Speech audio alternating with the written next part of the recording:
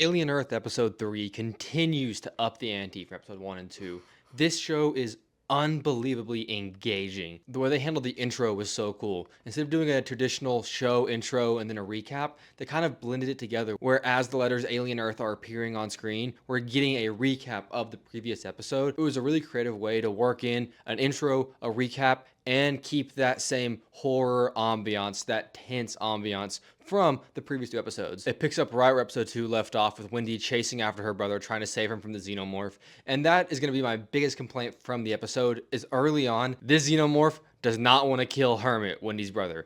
Everyone else in this show just gets shredded by the thing, but for whatever reason it wants to trap our main character's brother. That's my biggest complaint, is that the suspension of disbelief gets killed a little bit whenever it comes to this xenomorph being deadly as all hell, tearing everything to bits, but then not killing her brother when it has the chance, when it's killed everyone else on site like that. And on top of that, this xenomorph is maybe our least threatening xenomorph. I don't know. It was killed by a synth, effectively. Wendy kills it. A synth on its own kills an alien, which feels like a big change of pace for the series as a whole, but within the episode itself, within this series itself, it works just fine. Wendy does seem to have some kind of psychological, or I say all that with the caveat of Wendy does seem to have some kind of psychological or psychic link to the aliens, to the xenomorphs. Whenever they're in pain or stressed out, it seems to affect her, and she can hear it in a way that none of the other synth hybrids can. So my only real complaint does have a big asterisk. It could be explained later. They've hinted at it. It's not going to be totally out of the blue if it ends up being explained later on. Babu Sise, apologies if I'm saying your name wrong. The guy playing the cyborg in this has kind of emerged in episode 3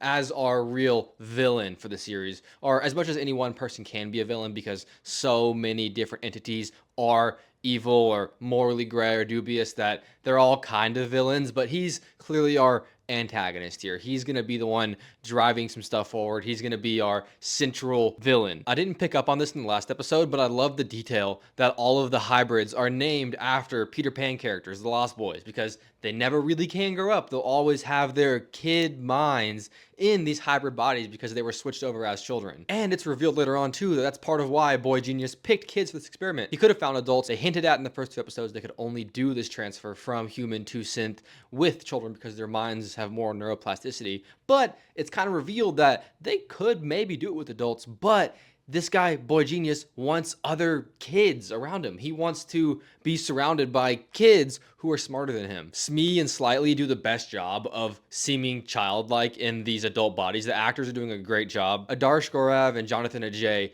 they're killing it, giving off these childlike mannerisms, or play fighting like kids do. They really sell the fact that they're kids in synth adult body. They bring so much to this episode in particular. They both get a little more shine from the previous episodes, and with that little bit of shine they're given, they do a lot. They were hilarious and they were supposed to be. There's moments where you should be scared for them on screen, and I was worried for them. I was like, oh god, I don't want to see them get hurt. I am invested in the characters already. So the show is doing a great job of getting you invested in the characters. I really care about all of our Lost Boys here. I don't want any of them to get hurt, and it's gonna suck knowing that there's no way they all make it out of the show just fine. One of our Lost Boys is going down, unfortunately, and I'm already kind of stressed about it. I don't want to see it. I'm rooting for these characters. Even Curly, played by Arana James, she's the more sinister of our Lost Boys. She wants to be the favorite. She wants to be on the same level with Boy Genius, and she has the potential for a little more darkness in her, and that's interesting the way they're playing it, how different people, different characters have handled this transition differently. She's handling it by maybe going full dark side.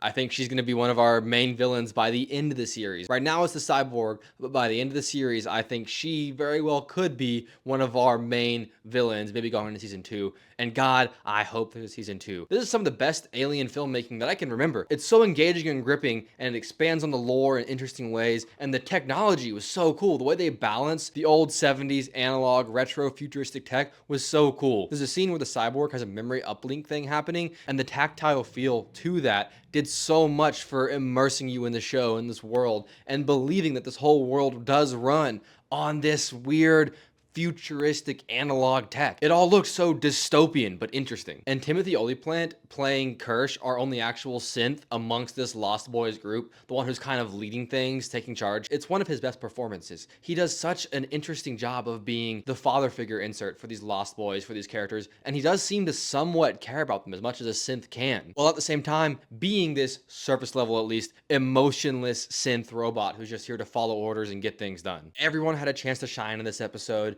and I cannot wait to see what comes next. Noah Hawley, I owe you my life. Thank you so much for making this show, dude. But more importantly, thank you guys for watching. Please comment, like, subscribe. Tell me what you thought of the episode below. Have a great day, y'all.